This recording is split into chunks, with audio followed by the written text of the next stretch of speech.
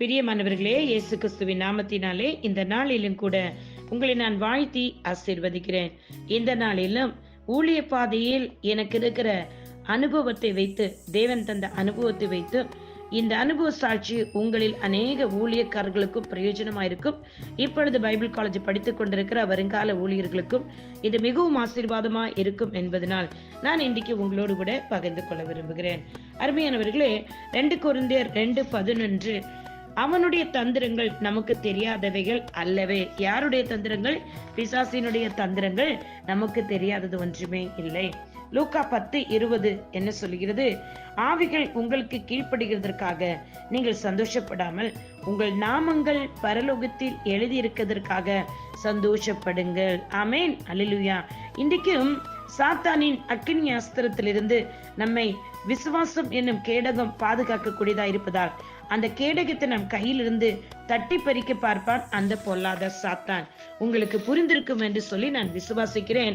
விசுவாசம் என்னும் கேடகம், வார்த்தை என்னும் பட்டயம் என்று சொல்லும் பொழுது கர்த்தருடைய வேத வசனம். இன்றைக்கு நீங்களும் நானும் அழைக்கப்பட்டிருப்பது சுவிசேஷத்தை அறிவிப்பதற்காக தான்.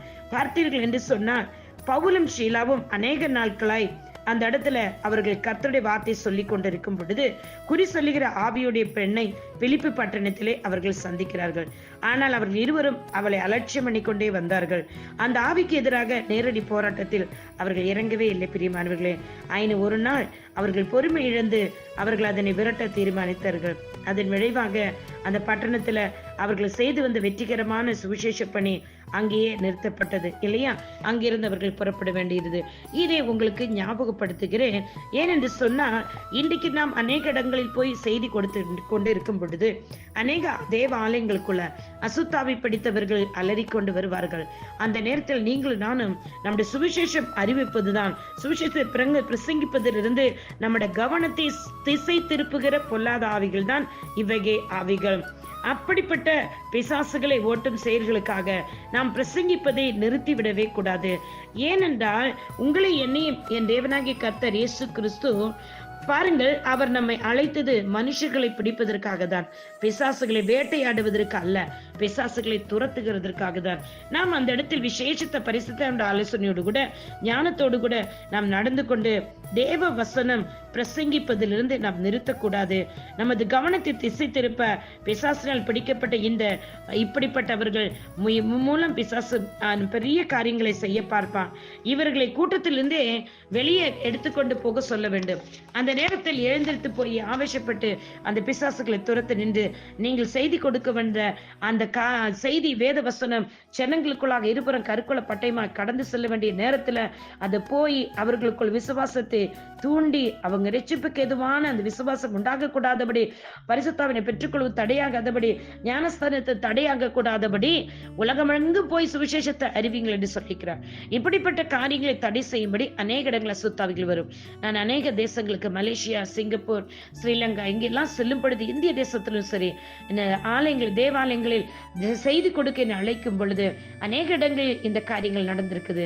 அப்பொழுது நான் ஆராதனை நடக்கும் போதும் ஆராதித்துக் கொண்டு இருக்கும் போதும் இப்படிப்பட்ட அசுத்தாவிகள் எழும்பி அந்நிய பாஷையை பேசுவது போல அநேக காரியங்கள் பயங்கரமாக போராட்டம் செய்து கொண்டிருக்கும். பக்கத்தில் இருக்கிறவர்களுடைய கவனங்களும் திசை திருப்பப்படும். அப்பொழுது நான் அவர்களை கண்ணு காணித்து அவர்களை வெளியே கொண்டு போங்கள் சொல்லிவிட்டு அவர்களோடு சொல்லிவிடுவேன், எல்லா கூட்டமும் முடிந்து நீங்க தனிமையில் என்னை வந்து சந்திக்க வேண்டும் என்று சொல்லி. ஏனென்றால் ஒரு சிலர் அந்த இடத்தில் அவர்களை ரொம்ப அவர்களுக்குள்ள அசுத்தாவை இருக்குது என்பது மற்றவர்களுக்கு தெரிந்து விட்டால் அது அசிங்கமாகலாம் நினைப்பார்கள். பிரியமானவர்களே, அந்த நேரத்தில் அநேக நேரத்தை பரிசுத்தானை வழி நடத்துகிறார். எனக்கு அருமையானவர்களே, மலேசியா தேசங்களில் எல்லாம் அநேக சகோதரர்கள் இப்படி தனிமையில் கொண்டு வர சொல்லி திருப்ப அவர்களுக்கு செபிக்கும் பொழுது அசுத்தாவிகள் பயங்கரமாக புறப்பட்டு அவர்கள் கைகளாலே அவர் கழுத்தை நெறித்து அவளை கொன்னு இவளை என்ன பண்ணுவோம் பார் என்றெல்லாம் சொல்லி அவர்களை விட்டு அது வெளியேறிக்குது. நாம் இந்த பிசாசுகளுக்கு ரொம்ப முக்கியத்துவம் கொடுக்க தேவையே இல்லை. நாம் கர்த்தருடைய வார்த்தையை சொல்ல சொல்ல, பாடல்களை பாடப்படப்பட அது தானாவே அந்த இடத்தை விட்டு போய்விடும். நம்மளுடைய கவனத்தை திசை திருப்பும், ஜனங்களுடைய கவனத்தை திசை திருப்பும் இப்படிப்பட்ட பொல்லாத ஆவியுடையவர்கள் ஆலயத்திற்குள் வந்திருந்து பிரசங்கிப்பதை தடை செய்ய வருவார்கள். ஆனால் இங்கே கர்த்தர் என்ன சொல்லுகிறார் பாருங்களேன், லூக்கா 10:20, ஆவிகள் உங்களுக்கு கீழ்ப்படிதற்காக நீங்கள் சந்தோஷப்படாம உங்கள் தாமங்கள் பரலோகத்தில் எழுதி இருக்கிறதற்காக சந்தோஷப்படுங்க. ஏன்னா தேவன் நம்மை அனுப்பினது எதற்காக? ஒரு சுவிசேஷத்தை அறிவிங்கள், பிசாசுகளை துரத்துங்கள், நவமான பாஷைகளை பேசுங்க. இன்றைக்கு இதை கேட்கிற நீங்கள் சுவிசேஷத்தை முதலில் பிரசங்கிப்பதற்காக இருக்க வேண்டும், வார்த்தையை பகிர்ந்து கொடுக்கிறவர்களாக இருக்க வேண்டும். அப்பொழுது வார்த்தையை தீவிரித்து சென்று அவர்களுக்குள்ள இருக்க அசுத்தவர்களை வெளியே புறப்பட்டு செல்லும். அவர்கள் ஏற்ற வேளையில் அவர்களுக்கு விடுதலை நேரத்தில் விடுதலை கொடுக்க என் தேவனாய் கர்த்தர் உங்களுக்கு சித்தமுள்ளவராயிருக்கிறார். இந்த பிசாசுகள் நமக்கு பயப்படுதே கீழ்ப்படுதுங்கிறதுக்காக நாம் பெருமை பாராட்டி விடக்கூடாது. அடுத்த லெவலுக்கு போக முடியாது. இதை கேட்கிற உங்கள் ஒவ்வொருவருக்கும் இது ஆசீர்வாதமா இருக்கும் என்று நான் விரும்புகிறேன், நினைக்கிறேன். கர்த்தர் தாமே உங்களை ஆசீர்வதிப்பாருங்க. இந்த செய்தியை மற்றவர்களுக்கும் பகிர்ந்து கொள்ளுங்கள். ஆலயங்களில் இப்படிப்பட்ட காரியங்கள் நடக்கும்போது கவனமாக இருக்க வேண்டும். அங்க இருக்கிற வாலண்டியர்ஸை அவர்களை அழைத்து கொண்டு பின்னாலே போக சொல்லிவிடுங்கள். கர்த்தர் இன்னும் அதிகமா சுவிசேஷத்தை உலகம் முழுவதும் பரவ செய்து அநேகர கிறிஸ்துவுக்குள் கொண்டு வந்து அநேகர பரலோக ராஜ்யத்தின் வருகைக்கு ஆயத்தமாக்கப்பட நம்மளை ஒவ்வொருவரையும் பயன்படுத்துவாராக. இயேசு கிறிஸ்து நாமத்தினால உங்களை இந்த செய்தியின் மூலம் வாழ்த்தி ஆசீர்வதிக்கிறேன். உங்களுடைய சகோதரி evangelist Sheela Rosario. God bless you all. Amen, amen, amen.